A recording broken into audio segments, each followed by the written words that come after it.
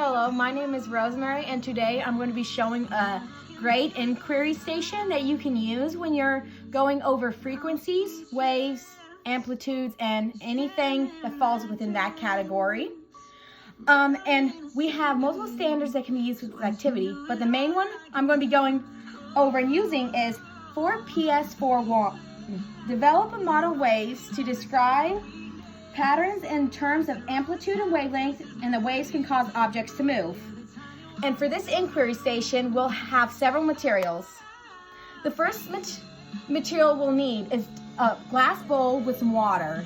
Now, this is supposed to be done in like groups and stuff so I would recommend having maybe different types of containers in different shapes so they could experiment with it and see if it'll affect the experiment.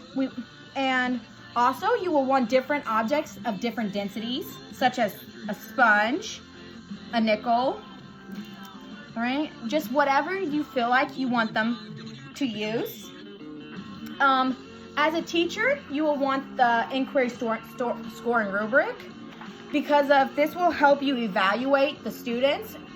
And also, you want to keep an eye, listen to the students discussing with their partners or with other groups about what their observations was and with the explanation of why it was. But this will help you keep track of the scoring and help you evaluate them.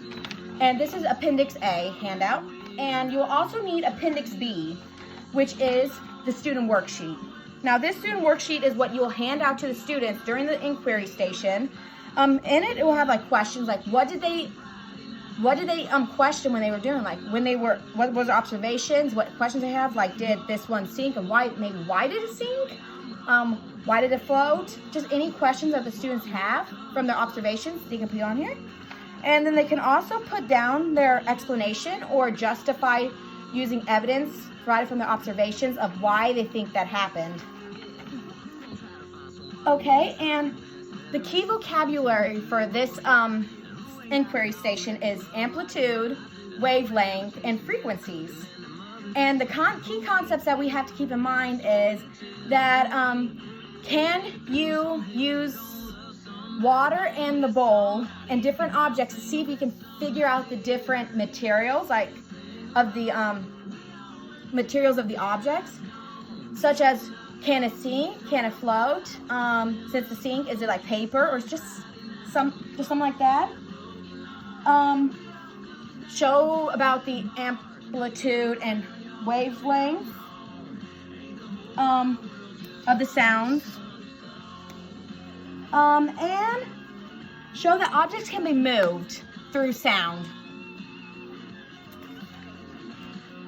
Okay, now, and you want to keep in mind that all of our students learn differently, and some might have IEPs or might be ELO learners, or even they might be gifted, and we will want to change this as needed to better help them do this activity. And okay, before we do the experiment, we want to make sure we talk about safety rules.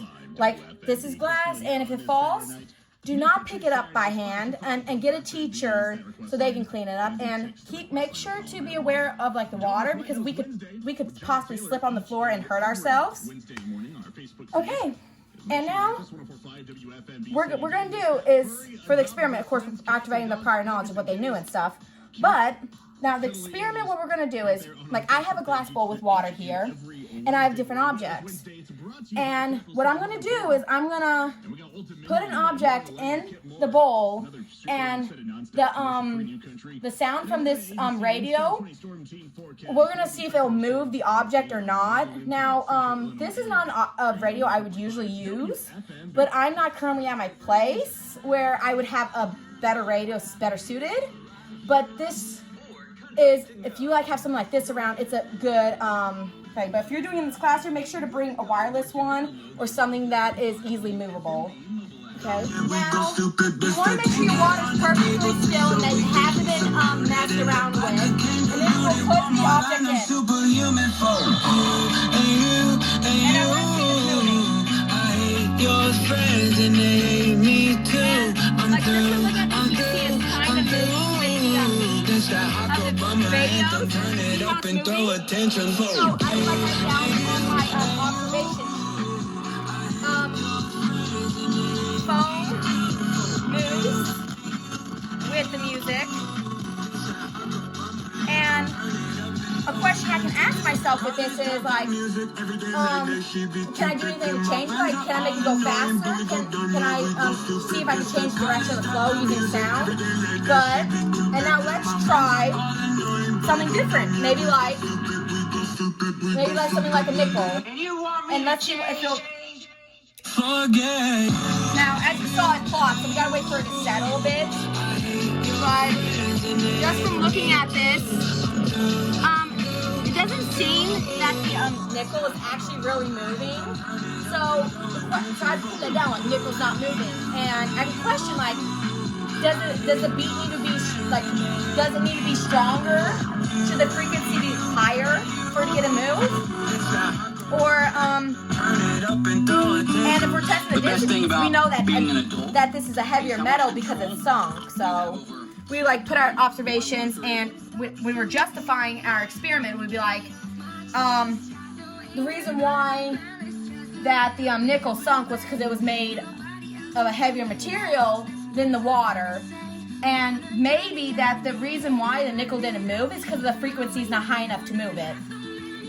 And that is pretty much it for this inquiry station. I hope if you do use it, you're going to enjoy using it in your classroom.